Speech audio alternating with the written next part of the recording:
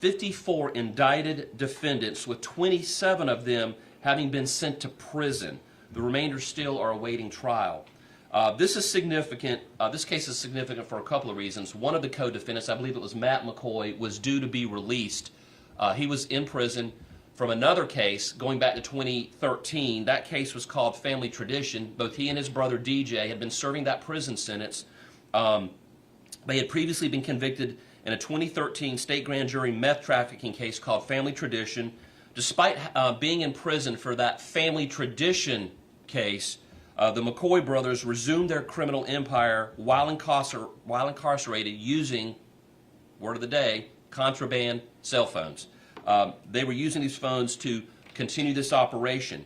They were so proud of what they were able to accomplish behind prison walls with the use of contraband cell phones that they had tattooed on their arms the words Family Tradition, because they were, and this is the name of the case that put them in prison.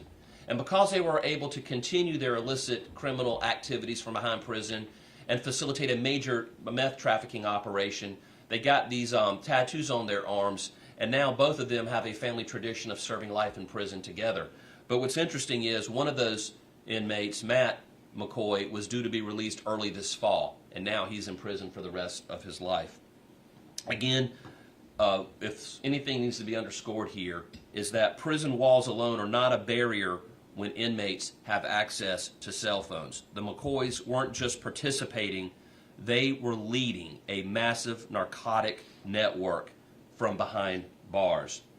I want to go ahead and, before I move on to the next case, I do want to, I recognize Savannah Goud, who is the lead attorney on this case. Savannah, do you want to take just a quick moment? Did you want to make a comment or two? I would just... Go ahead. I would just like to thank all the law enforcement officers that were involved in the case. We had a really good team, and without the team, we couldn't get these kind of results. We see how methamphetamine destroys our communities. In this case, I believe the general said we had 54 indicted individuals. I mean, all of those people's lives have been destroyed by their drug use, and law enforcement sees that every day. And we hope this case can send a message to deter people from this kind of criminal activity, and also to show that punishment will come. Thank you, Savannah. Appreciate both you and Walt and the members of your team and the law enforcement agencies, which I will recognize in a few minutes, who were involved in helping that prosecution. There's another case, the second case I'm going to talk about today. We talked about Las Senoritas and the McCoys and their LWOPs, but I want to talk about the paper route case. Now, before I say anything, any individuals that I talk about who have not yet pled guilty or been convicted obviously have the presumption of innocence, and all of the conduct that I'm about to talk about is alleged at this time. But remember, they have the presumption of innocence unless they plead guilty or are proven guilty in a court of law. Paper route case. This is still an active case centering on Wayne A. Hollinshead, who, by the way, was in prison for drug trafficking from several years ago. While in prison, this inmate, Mr. Hollinshead, allegedly ran a large-scale marijuana trafficking and money laundering ring from prison using, shocker, contraband cell phones. Investigators seized approximately $1 million in illicit assets for Mr. Hollinshead, including bank accounts, crypto holdings, and large sums of cash. Mr. Hollinshead, while behind prison using cell phones, became a millionaire. The result of this investigation, Hollinshead has been indicted on major drug trafficking, money laundering, and obstruction charges, and he is obviously presumed innocent, but will be going to trial on that. This case is significant because the paper route case shows that the increasing financial sophistication of prison-run criminal enterprises. Using cell phones,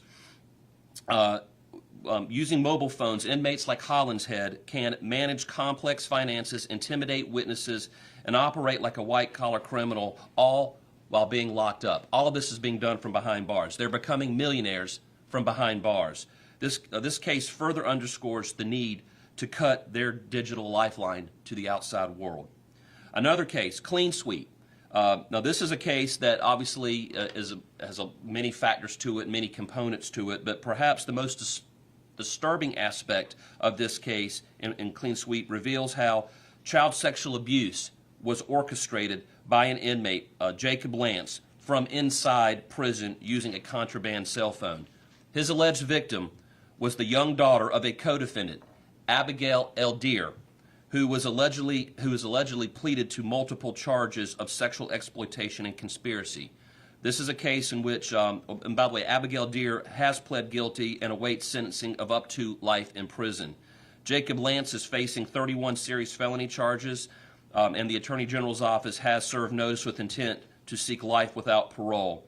His trial will be scheduled for later this fall. But this is a case in which an inmate inside a prison communicating with a female outside of the prison was able to facilitate this woman filming sexual abuse, alleged sexual abuse of a young child.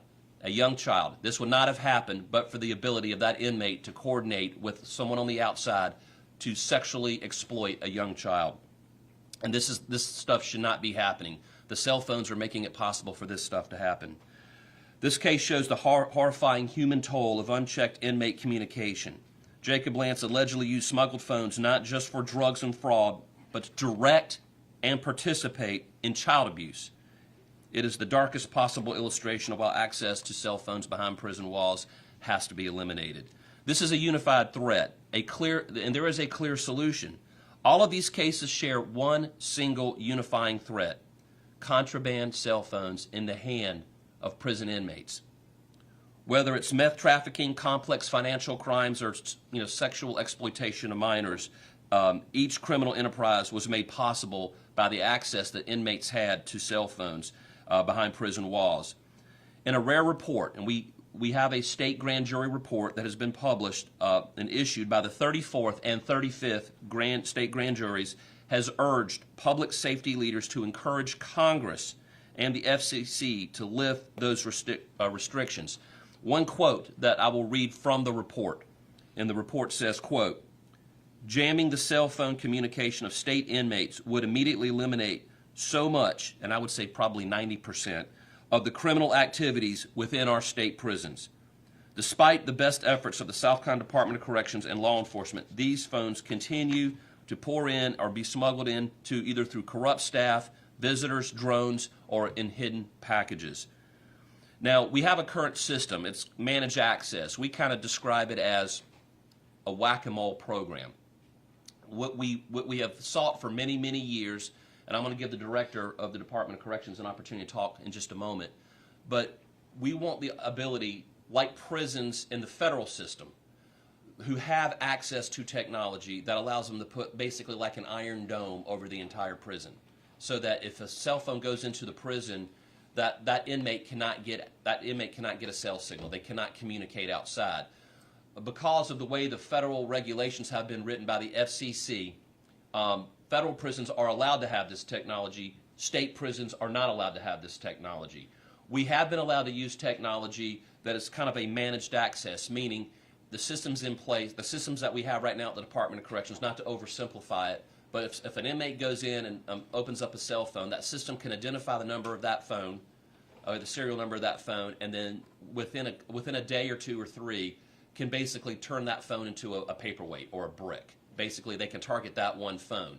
But then another phone will pop up, and the system will identify that phone and whack it. So you see the concept of whack-a-mole. We can whack the phones down as they pop up, but it takes a couple of days. And so while it is helpful, it is not as good as a system that would completely eliminate any cell communication from inside prison walls. And that is the problem. We have not been able to get the Congress or the FCC to allow state prisons. And here we have federal prisons 5-10 minutes away from state prisons who are doing this right now. And we can't get the FCC and Congress to basically eliminate provide access to state prisons to be able to eliminate cell phone communications. So the call to action, it's time for Congress and the FCC to act. This technology exists. The threat is clear. People are being able to facilitate large-scale, complex financial, violent crime-related, drug trafficking criminal enterprises around South Carolina because they are able to work from behind prison to communicate with people outside the prisons, with Mexican drug cartels they're communicating with. They're able to harm children from behind prison walls. They're able to facilitate, violent acts against other people from behind prison walls because we can't add a simple sentence into a federal regulation. This is making South Carolina less safe, and so I'm calling on the grand juries, the 34th and 35th grand juries are calling on Congress to act and the FCC to act. You need to get your head out of your backside and do this now. It's time. Locking someone up doesn't make us safer as long as we have access to cell phones behind prison walls. What I would like to do real quick, I'm going to thank the members who are standing up here with me, and then I'm going to let the director for the Department of Corrections make a few brief remarks, and then Creighton, if you want to say a word or two. Sheriff, are you going to want to make a comment? Okay. So I'm going to read real quick. As you can see, these are just some of the people who were involved in some aspect of any of these cases, and I want to thank them because when I talk about the state grand jury and the Attorney General's office, we are completely useless without the relationships that we have with law enforcement partners from across the state. Not just law enforcement partners, but as you can see, the South Carolina National Guard. So having these partnerships is vital to us protecting South Carolina families. So I first want to thank Chief Mark Keel with SLED, who could not be here today, but he sent some of his best and brightest, and I'm just going to read some that are here. From SLED, we have Captain Jason Wells, Tyler Sexton, and Scott Gardner. We have Anderson County Sheriff's Office represented today by Jonathan Velez and Josh Durham. The Greenville County Sheriff's Department members who participate in the Drug Enforcement Unit in the upstate, who's been vital to our efforts up there, Chad Maltby. We have, with the South Carolina Department of Corrections, and you'll hear from him in a minute, Joel Anderson, who has been there for many years, and his predecessor, Brian Sterling, really banged the drums on getting rid of cell phones in state prisons.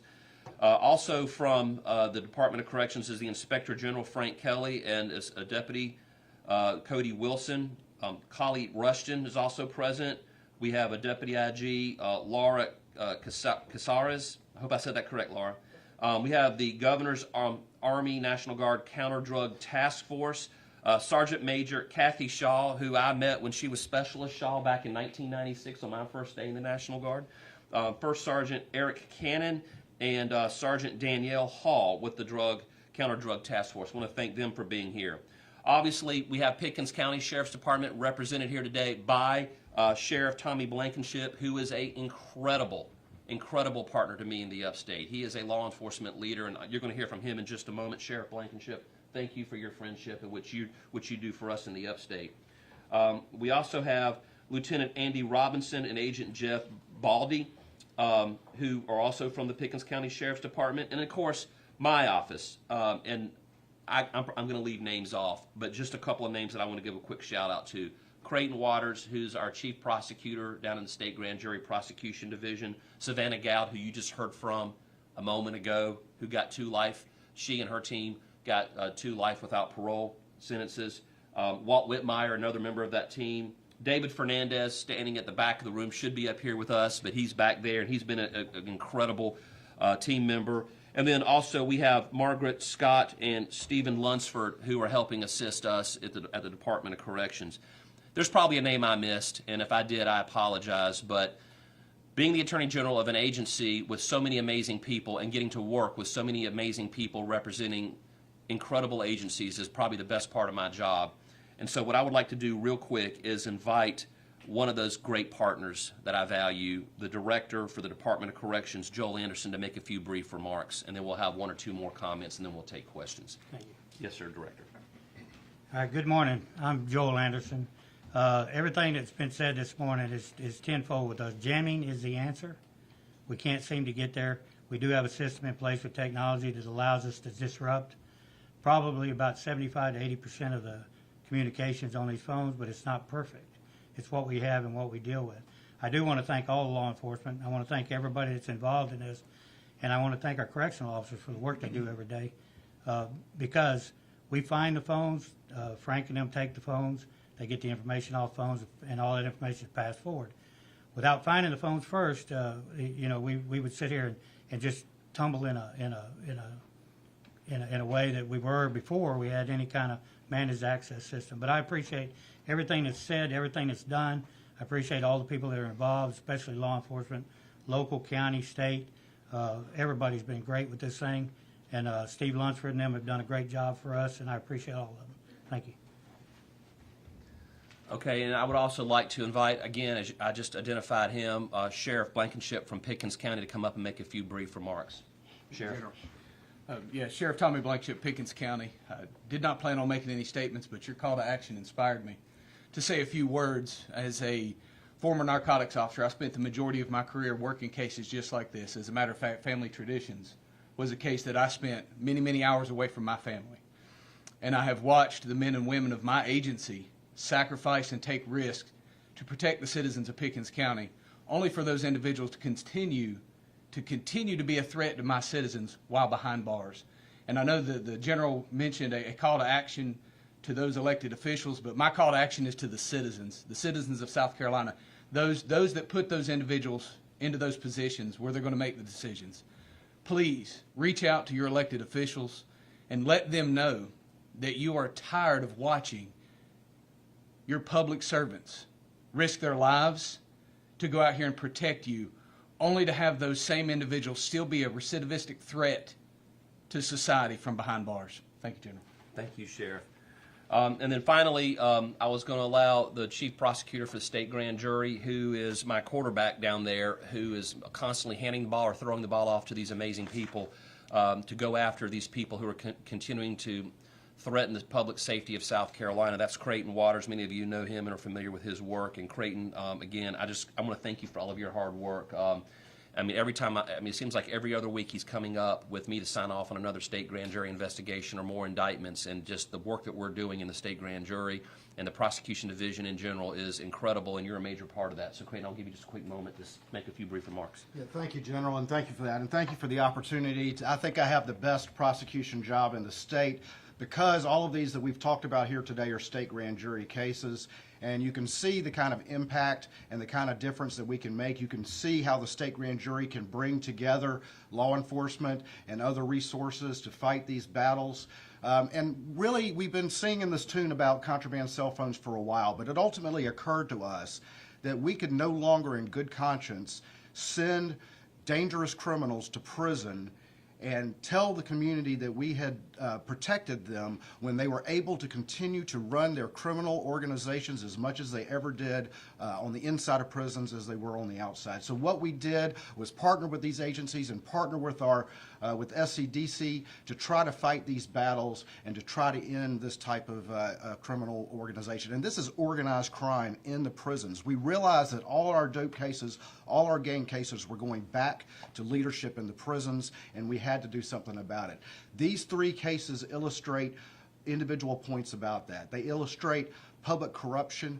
They illustrate drug traffickers continuing to run drugs.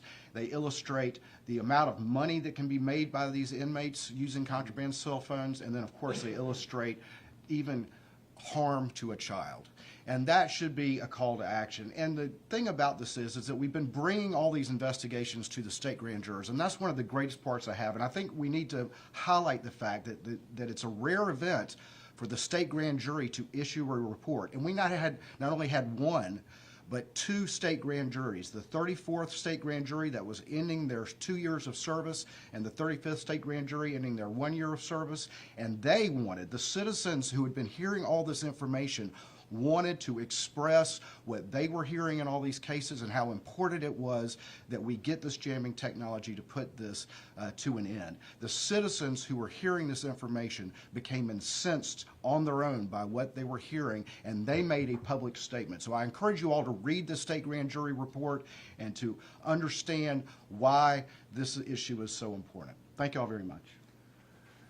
Okay, I'm gonna wrap it up by summarizing everything that everyone just said. If you are an inmate in prison or a correctional officer who's engaging in corrupt conduct, or you are a person outside of a prison and you are facilitating any criminal activity, be it sexual exploitation of a minor, drug trafficking, or any other financial crimes, and you're using cell phones with inmates behind prison, we are coming for you. We're going to put you in prison. You're going to be joining the other Family Tradition guys in prison for a very, very long time. So if you're out there and you're watching this right now and you engage in illicit cell phone contraband with inmates behind prison, we're coming for you. Period. End of story. At this point in time, I'd be happy to take any questions that any members of the media may have. Mary? As you mentioned, you, Director Sterling, have been talking about this for years at this point. Do you have any indication right now that Congress or the FCC are budging on the jamming issue, or is it the same as it's been? It's like, I don't know, yelling into a wind tunnel. I mean, it just hasn't been a priority, and I've signed on to letters with AGs from around the country. It's bipartisan. I mean, it's a very unifying issue. I mean, Republicans, Democrats alike have been yelling about this, but for whatever reason, the people in Washington, D.C., who handle these federal regulations and the federal laws that govern the regulations just haven't acted yet. And again, real children are being hurt. Real communities are having fentanyl and meth and cocaine smuggled into them, supported by Mexican drug cartels and violent gangs. People are dying because of the work being done behind prisons with the use of contraband cell phones. So to your question, I have not seen a whole lot of movement. Director Anderson, I don't know if you have heard anything. No, there's a lot of discussion right now, but it's all discussion, just like it was. Mr. Sterling was a champion in this, and he made his voice heard clearly. But there's just a lot of discussion right now, which is where it's been. There's been some movement from the General Assembly to support these efforts at the state level. The funding, really only covered just one facility, and I'm kind of curious if the state legislature's efforts might have played a role in mitigating this, or if we're just kind of playing whack-a-mole with these types of operations with the whole state funding we have. When you say state funding, Nick, you're talking about state funding for... Cell phone interdiction in particular. Okay, and I might let the director answer that question. I will say this, and then I'll let you answer that specific question. The real problem is that the FCC, the federal regulations, allow for the technology to be implemented in federal prisons. We want to add the word "and" state prisons. Right now, state prisons cannot buy the technology that federal prisons are currently using because those companies are prohibited. They'd be violating federal law if they did that. So that is where the fix needs to go. Now, the states obviously can provide funding for that whack-a-mole program, that managing program, but you're basically just managing a problem, not eliminating it. Do you want to? I will. I'll tell you, we have 6 institutions in the managed access because of the funding that was given to us. And so they're all online. We have them across the state, and most of our level 3s and heavy level 2s, where we capture the phones, capture the information, but it's on 6 now. We've asked for more money. We received more money, and we will be moving into other institutions this year. Gotcha. And just curious too, as far as the individuals in this report, were any of them in facilities that had this technology, or? I can answer Yeah. that. Go ahead. So some of this conduct occurred before managed access was implemented. Okay. And then the answer to your question also is yes. But I will say this, we don't want to say, and you raise a great point, we need more money to SCDC to provide for managed access. It is the solution that we have right now, and we don't want to disparage it because it has been successful. Well, what we're trying to say is that it's complicated, it's expensive, and it's not foolproof, whereas we know the technology exists where a phone can be operational right here, and I can walk over here and it doesn't work anymore. And it is a complete elimination of, right out of the gate, 90% of the criminal organized crime that is occurring within the prisons can be done almost instantaneously. I remember former Director Brian Sterling, now our acting U.S. Attorney, demonstrating where he picked up a cell phone and he was standing on this side of a door jamb and it was non-operational, and then he did this and he got a signal and then he stepped back in. But apparently certain lobbying groups in D.C. are fearful that if you implement this iron, I call it the Iron Dome, that's my term for it, but this Iron Dome over prisons that jams it's kind of in a bowl, that they're afraid that it will disrupt surrounding communities using that cell service. But we know that that's not the case because it's not happening with the federal prison system. Oh, yes, you had. Yeah, can you explain a little bit about the process of issuing a grand jury report? You said that it's issued by the members of the grand jury. Can you sort of walk us through that? So it's not something that happens all the time because of how busy the grand jury is and how reports can. There's only so much bandwidth. You see how busy we are. But, Creighton, I'll let you make a comment if you want, but basically a grand jury report is when the grand jury, sometimes the grand juries will issue a report when they find something that is not indictable or criminal conduct, but it is problematic conduct and they want to expose it for the public to see. Sometimes while investigating a crime, they will identify government inefficiencies or problems within the bureaucracy of government that aren't really relevant to being indicted in a court of law. or the criminal justice system, but they will want to expose those inefficiencies or expose that bad conduct that is, you can't prosecute your way out of every problem. Sometimes a grand jury report is the grand jury's way of saying, we are incredibly frustrated by what we're seeing over and over and over again, so we want to highlight this for the government actors at the federal or state level to do something about. So that is what this grand jury report is. We don't issue grand jury reports in every case, but this is one case. So these are several cases, multiple cases, where 2 different grand juries came in and said, we're sick and tired of seeing the same problem over and over and over again, and nothing's happening, and it's creating all these cases where criminal conduct's being perpetrated from behind bars. Did you want to, Very quickly?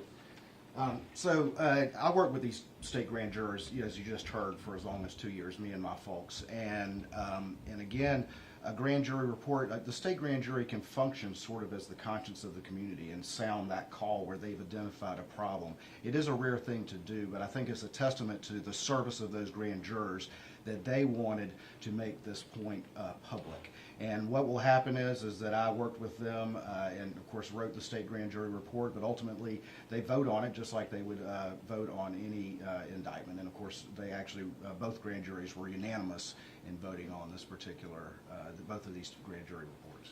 And I like what Creighton said.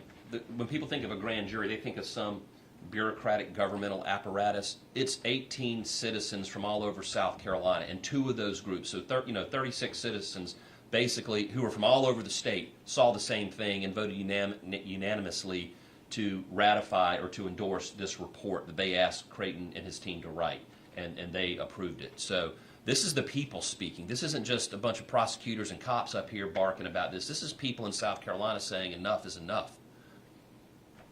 Gentleman, maybe for Mr. Edwards, is there any action that corrections could take, say like the McCoy brothers, who made the point, this happened over and over again, they're sitting in prison in life, what's going to keep them from tomorrow using contraband cell phones? Continue, is there any action that corrections can take in a case like this?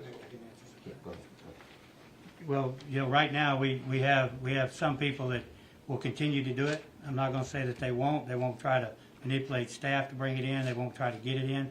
When they do, it's our job to try to find it as soon as we can.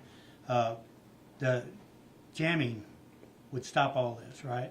The managed access systems that we have in place, those McCoy brothers will be on those institutions where we manage all that. We capture all that. And although we can't capture it all, we'll capture 80% of it. And as we do, we'll build a case against them again, and then it'll come forward. But that's where we are right now. If I could add to that, we fight the battles that we fight with the tools that we have. If we do nothing, nothing will happen. Any other questions? Y'all asking great. Yes, Mary? Just for context or background, are y'all able to, tell us when the last time a state grand jury issued a report was? Off the top of my head, I can't.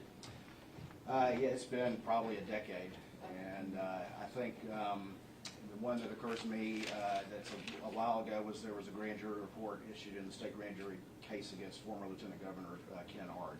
But these are rare events, and again, I can't express enough how awesome it is to see a collection of citizens who are called to Columbia for 2 years, and they become enthusiastic about wanting to be involved in the law enforcement and the criminal process, and they want to make their point heard. That is an amazing thing. It's an amazing part of our system. Our system is not perfect, but this is an example of it working well. Any other comments? All right, well, I'm going to close this up by, again, thanking all of the individuals standing up here with me, to my left, right, and behind me, and the agencies they represented. And there are agencies and individuals who are integral to this war on drug trafficking and corruption and all the other illicit crimes we talked about today. They couldn't be here today, but there is an army of us here, represented by a few of us here today, and we are coming after those of you who continue to do this kind of stuff, and we're going to find you, and we're going to put you away for a very, very long time.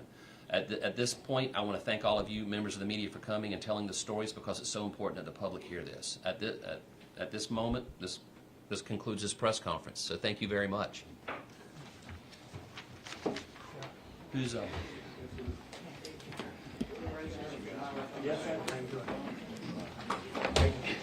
I'll bring it to you, since you're behind the wall of cameras. Tom.